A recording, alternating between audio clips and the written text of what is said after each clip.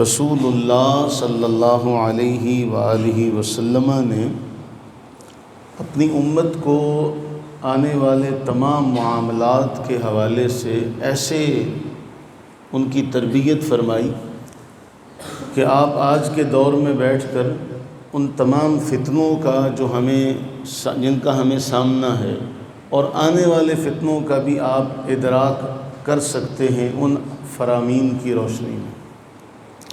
آپ کو یاد ہے، ہماری تو تھوڑی سی عمر ہے، آپ کا تجربہ ہم سے زیادہ ہے، کہ ہم نے اپنے بچپن میں کیا کچھ سنا کہ بہت جہاد کی آیات، اسلامیات کی کتاب میں جہاد کی آیات ہوتی تھی، باقاعدہ ایک سبق ہوتا تھا جہاد کا، اس میں قرآن کی آیات ذکر کی جاتی تھی۔ آج بھی وہ آیات قرآن میں موجود ہیں، لیکن آج جہاد کا چیپٹر ہماری کسی بھی اسلامیات کی کتاب میں کسی بھی درجے میں ہمیں نظر نہیں آتا۔ پھر ہم نے یہ بھی مشاہدہ کیا تھا کہ بہت ساری جماعتیں ہمارے ہاں تشکیل پائیں یا بنائی گئیں، ان جماعتوں کا جو بنیادی مقصد تھا وہ جہاد تھا، اور پھر ہمیں جہاد کے نام پہ اللہ جانے کیا کیا ہمیں خواب دکھلائے گئے کہ کبھی اغیار نے عراق پر حملہ کیا، کبھی افغانستان پر حملہ کیا، اور پھر کشمیر کا معاملہ ہے، اس کے بعد پھر فلسطین کا معاملہ ہے۔ نبی صلی اللہ علیہ وآلہ وسلم کا وہ فرمان اپنے ذہنوں میں رکھیے، سنن ابو داؤد کے اندر جو آتا ہے کہ جیسے ایک دسترخوان ہو، اس دسترخوان پر ایک ڈونگا ہو سالن کا یا کسی بھی شے کا، تو وہ ڈونگا پورے دسترخوان والوں میں گردش کرتا ہے، کبھی ایک کے ہاتھوں میں جاتا ہے، کبھی دوسرے کے ہاتھوں میں جاتا ہے، کبھی تیسرے کے ہاتھوں میں، اور ہر بندہ اس ڈونگے میں سے اپنی مرضی سے جو پسند والی چیز ہوتی ہے، پسندیدہ وہ چیز نکالتا ہے، اور ایک وقت آتا ہے کہ وہ ڈونگا خالی ہو جاتا ہے۔ اللہ کے نبی علیہ الصلوۃ والتسلیم نے ہماری مثال بھی ایسے ہی دی تھی، مفہوم حدیث کے تحت یہ جملے عرض کروں، فرمایا تمہاری مثال ایسے ہو جائے گی جیسے دسترخوان پر پڑا ہوا ڈونگا ہوتا ہے۔ اب اس حدیث کو ذہن میں رکھیے گا کہ اس جملے کے اندر کتنا کچھ چھپا ہوا ہے، کہ ڈونگے کی مثال کیا ہے کہ ڈونگا جس کا جی چاہتا ہے وہ جو مرضی نکالے، اور ایک وقت آتا ہے کہ ڈونگا خالی ہو جاتا ہے۔ اب یہ اشارہ کیا گیا کہ تمہاری حالت بھی ایسی ہوگی۔ تو صحابہ بڑے حیران ہوئے۔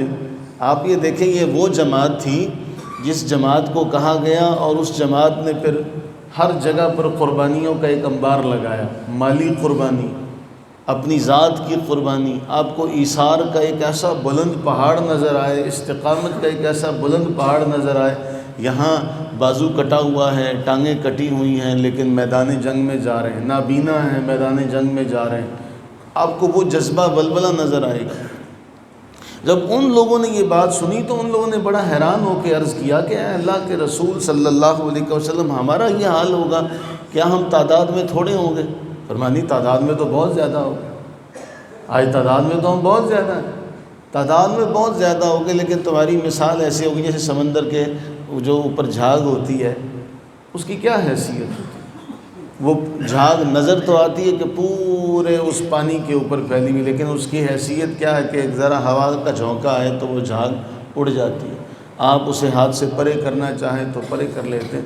تو ہماری مثال ایسے، تو اتنی بڑی 180 ڈگری کی جو تبدیلی ہے، ایک طرف تو وہ اتنے بہادر ہیں کہ ساری دنیا ان کا جو شجاعت کا لوہا مانتی ہے، تو ایک طرف یہ معاملہ ہے، تو رسول اللہ صلی اللہ علیہ وسلم نے دو باتیں ارشاد فرمائی، حب الدنیا و کراہیت الموت، دنیا کی محبت اور موت کا ڈر، موت کو ناپسند سمجھنا، یہ دو باتیں جب مسلمانوں میں آئیں گی تو ان کی مثال اس سالن پر پڑے ہوئے ڈونگے کی طرح ہو جائے گی، جس کا جو جی چاہے گا ان سے نکالتا رہے گا، جس کا جو جی چاہے گا ان سے نکالتا رہے گا۔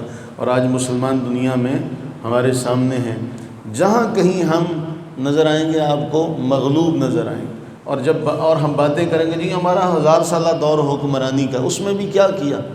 ہمارے ہندوستان میں، یہ پاکستان انڈیا دونوں کو ملا لیجیے تو ہندوستان میں بڑے بڑے بادشاہ سلاطین آئے، کیا کیا؟ آئے صرف وہ محلات بنائے، قلعے بنائے، بس یہ کام کیا، اور کوئی تربیتی امور تو نظر نہیں آتے آپ کو کہ یہاں کوئی انہوں نے ایسا کام کیا نہیں نظر آئے اور لوٹ کے چلے گئے. ان کی پرائرٹی میں، ان کی ترجیحات میں کہیں یہ نہیں تھا کہ علمی اعتبار سے اس خطے کو علم دیا جائے، ان کی تربیت کی جائے. ایسا نہ ہو سکا بدقسمتی سے. اور آج نتیجہ ہمارے سامنے ہے. ہم لوگ جن کے بارے اللہ تعالیٰ نے قرآن میں کیا فرمایا تھا، یہ صرف صحابہ کے بارے میں نہیں تھا، یہ تو اللہ تعالیٰ نے اپنے محبوب کی معیت میں جتنے بھی لوگ ہیں، ہم سارے بھی محبوب والے ہیں نا، ہم سارے بھی اللہ کے نبی علیہ الصلوۃ والسلام کے ساتھ ہیں، ان کے ماننے والوں میں. تو ہمارے بارے بھی قرآن یہی فرما رہا ہے کہ اے سننے والے تو اس بات پر غور کر، والذین معہ اشداء علی الکفار رحماء بینہم، کہ جو ان کے ساتھی ہیں کافروں پر بڑے سخت ہیں، آپس میں بڑے مہربان ہیں. لیکن آج مسلم ملک دوسرے مسلم ملک کی حمایت کے لیے کھڑا نہیں ہوتا. سعودیہ فلسطین کی حمایت نہیں کرتا، پاکستان کھل کر فلسطین کی حمایت نہیں کرتا. اگر چند ایک باتیں بھی ہیں تو بس وہ خالی تقریری باتیں، ورنہ آج تک سفارتی سطح پر سارے اسلامی ملکوں نے کیا کیا؟ ایک چھوٹا سا اسلامی ملک ہے وہ آزاد نہیں کروا سکے. ہماری عمر گزر گئی فلسطین، ہم نے اپنی بچپن سے جب سے آنکھ کھولی تب سے سنا فلسطین جو ہے وہ محکوم ہے، اور آج تک محکوم ہے. کشمیر ہم نے سنا، ہماری عمر گزر گئی، ہم موت کے قریب جا چکے ہیں، آخری عمر کے حصے میں پہنچنے والے ہیں، آج بھی کشمیر تو ہم نے تو دیکھا ہی نہیں. تو وہ جو مسلمانوں کا جوش، جذبہ، ولولہ، وہ جو تاریخ تھی وہ پتہ نہیں کون سی کتاب میں کہیں دفن ہو کے رہ گئی. کئی کتابوں کی زینت بنی ہوئی ہے کہ جی وہاں حملہ کیا تھا مسلمانوں نے، یہ کیا تھا. یہ سب تاریخی باتیں رہ جائیں گی. آج کے دور میں کیا ہمارا رویہ ایسا ہی ہے کہ آپس میں بڑے مہربان ہوں اور کافروں پر بڑے سخت؟ زُيِّنَ لِلنَّاسِ حُبُّ الشَّهَوَاتِ مِنَ النِّسَاءِ وَالْبَنِينَ وَالْقَنَاطِيرِ الْمُقَنطَرَةِ مِنَ الذَّهَبِ وَالْفِضَّةِ وَالْخَيْلِ الْمُسَوَّمَةِ وَالْأَنْعَامِ وَالْحَرْثِ ذَلِكَ مَتَاعُ الْحَيَاةِ الدُّنْيَا.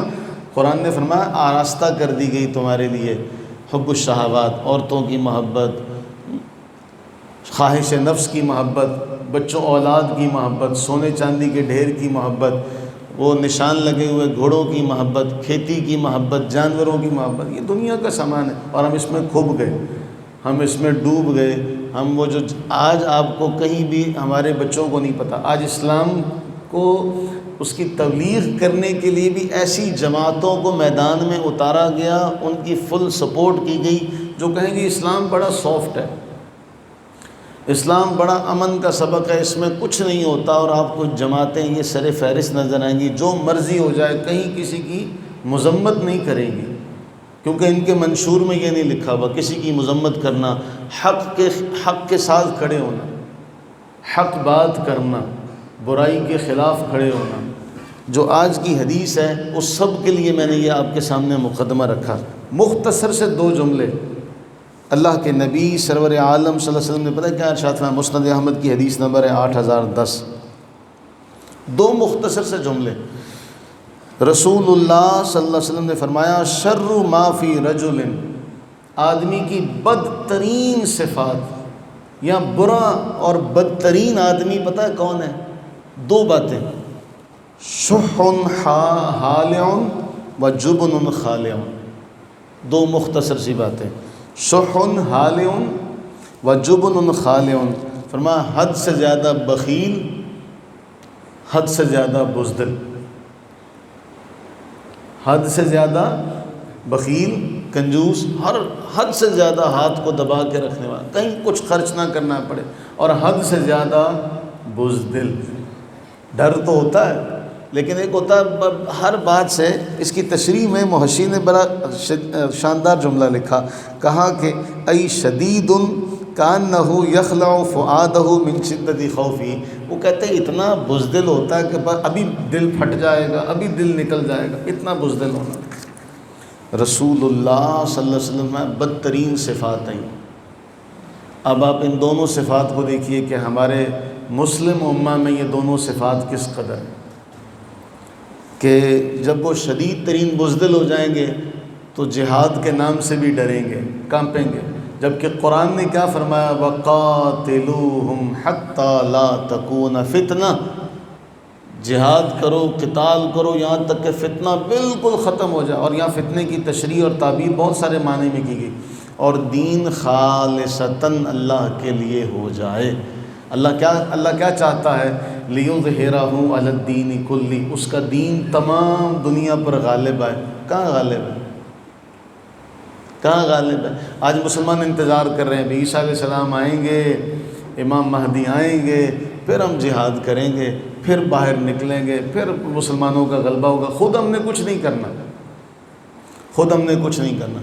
اللہ سے یہ دعا فرمائیں جب ہم یہ حدیثیں پڑھتے ہیں تو ہمارے سامنے تو پھر قرآن کی وہ آیات، وہ ہمیں تو ایک عجیب سا ایک کیفیت ہو جاتی ہے کہ رسول اللہ علیہ السلام نے کیا فرمایا. بدترین آدمی ہے یہ. کہیں ہم ایسے نہ بنیں، کہیں ہمارے بچے ایسے نہ بنیں. اللہ سے دعا فرمائیں کہ اللہ تعالیٰ اپنی رحمت کاملہ کے صدقے ہمیں صحیح دین سیکھنا سمجھنا نصیب فرمائے.